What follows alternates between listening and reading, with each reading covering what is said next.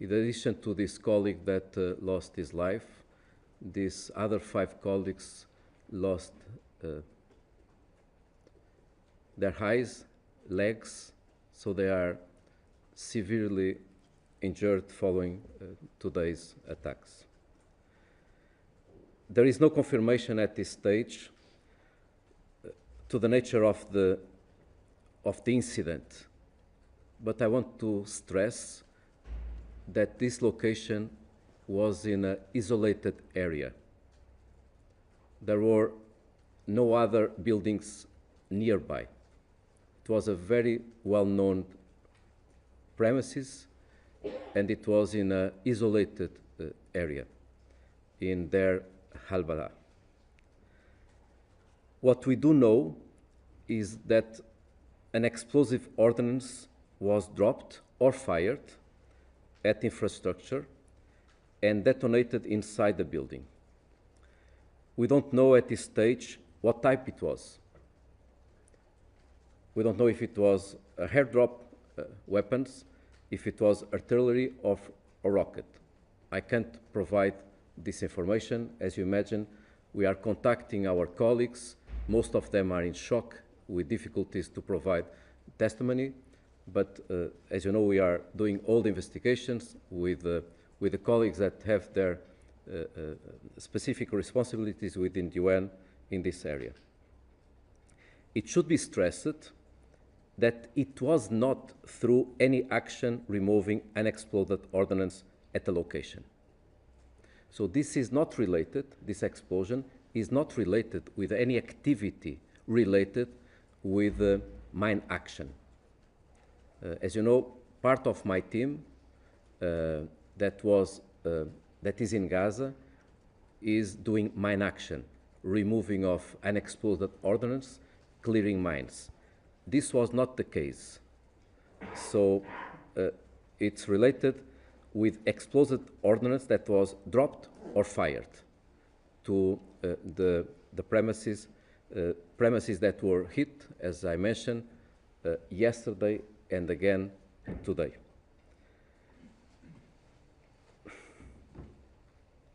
In my opinion, this was not an accident. It cannot be categorized as an accident.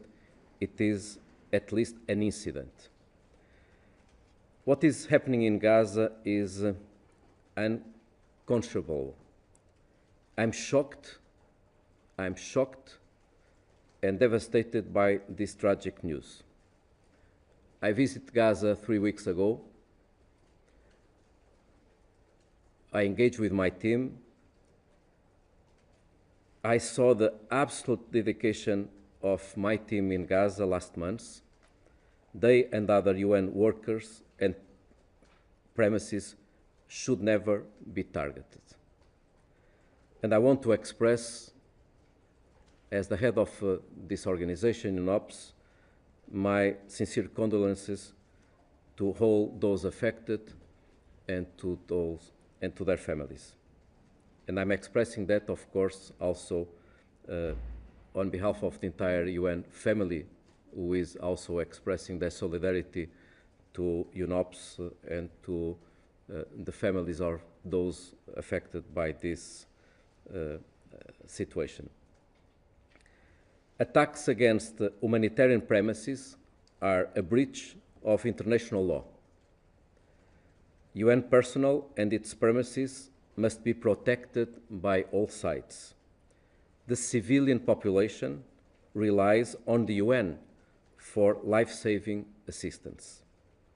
They are an essential lifeline at the time of utter tragedy and devastation.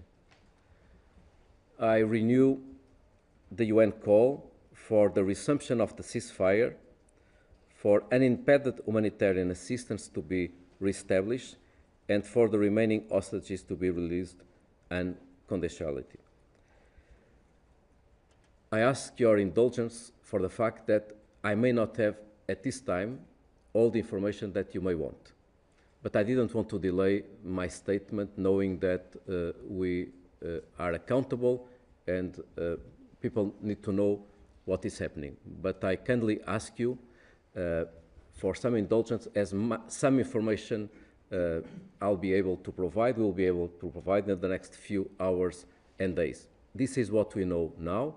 The fact that a UN premises were under attack, that a UN colleague of mine from my team was killed, that 5 are injured and some of them severely injured, that this premises was under attacks in the last 3 days. And that's the information that I have, and I have to express my shock with this circumstance, particularly in a moment where so many people in Gaza have lost their lives in the last 48 hours. I'm ready to answer to a few questions, but again, I kindly ask you for some indulgence, as I may not be able to answer to all the questions at this time. Yes, please. Thank you very much. Rosie Birchard for EW. Can you clarify if you've been in touch with the IDF at all? In general, they say they target terrorists, that they're how they describe their operations in Gaza. How do you respond to that, and have you been in touch with them? Thank you. Well, I've not been directly in touch in the last few hours, but as you know, the UN is always in contact with IDF. We have a deconflicting mechanism.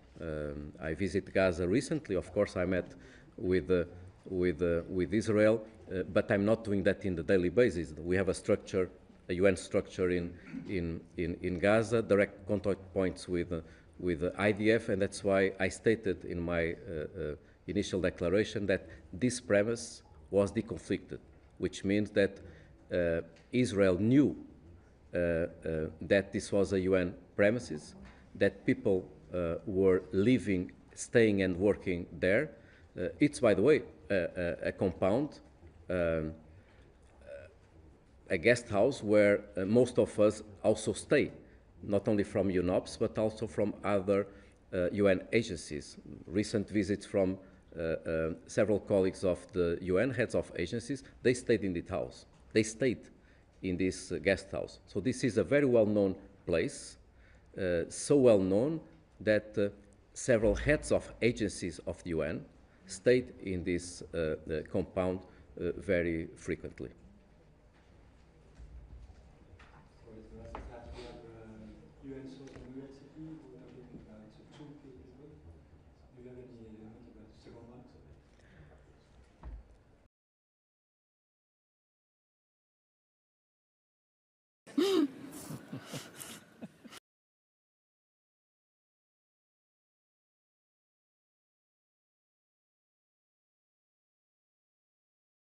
The UN staff, that's why I'm prudent on that. So I can confirm one UNOPS colleague that lost his life, but I cannot go into any further information.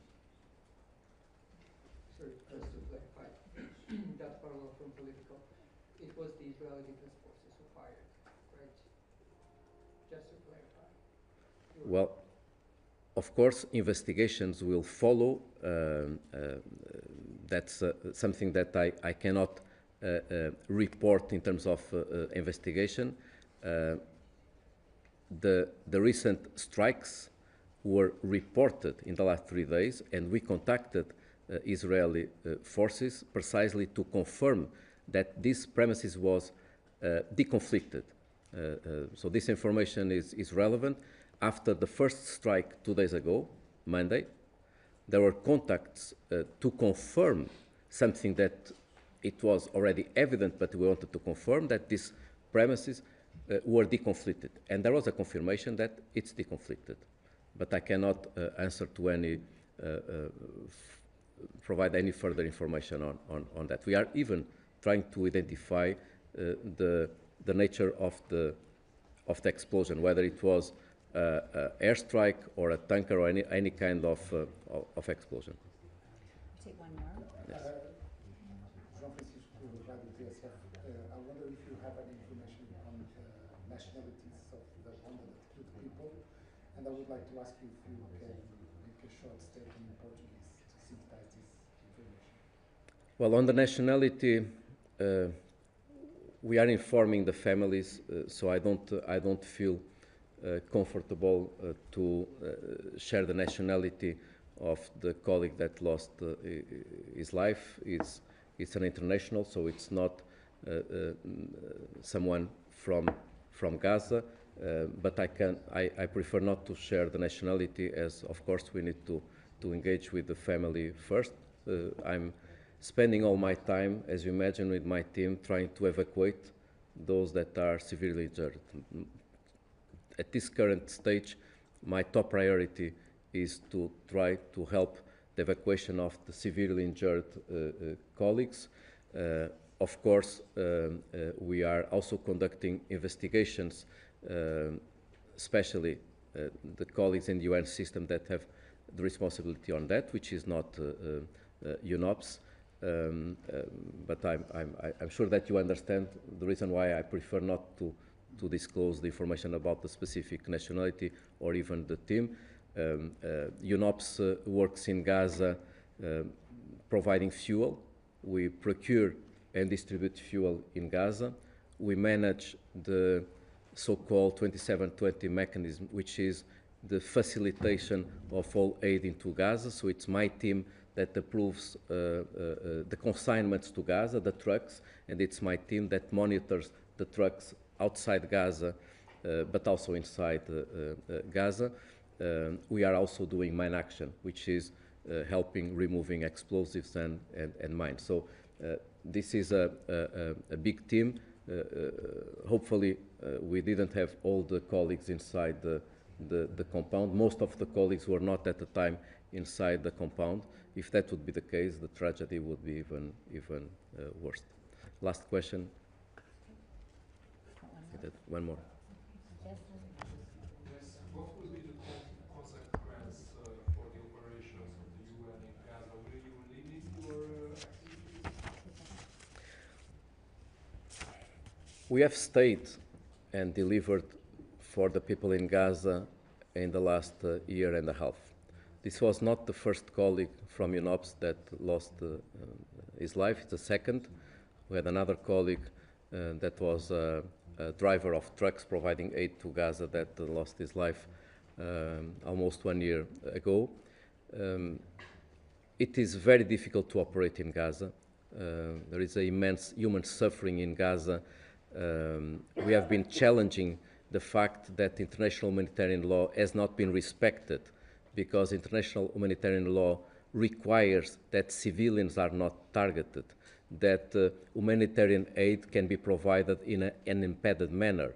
It must be ensured that the humanitarians can work, that working for the UN must provide some sort of guarantee that we can operate serving those most in need without being a target or being affected by any kind of incident, not accidents. We remain committed despite the awful situation, and I really hope that we can go back to the ceasefire. I saw the importance of the ceasefire when I visited Gaza a few days ago, seeing the provision of aid reaching those most in need. But as you imagine, today I'm completely concentrated in supporting my team, my colleagues, trying to ensure evacuation of those severely injured, and providing all the solidarity to the team. They have been facing extremely different circumstances in the last year and a half, and of course this incident is causing significant harm in our morale. But we have to stay, we have to support the people. We are here to serve the people in need. Thank you. Thank you.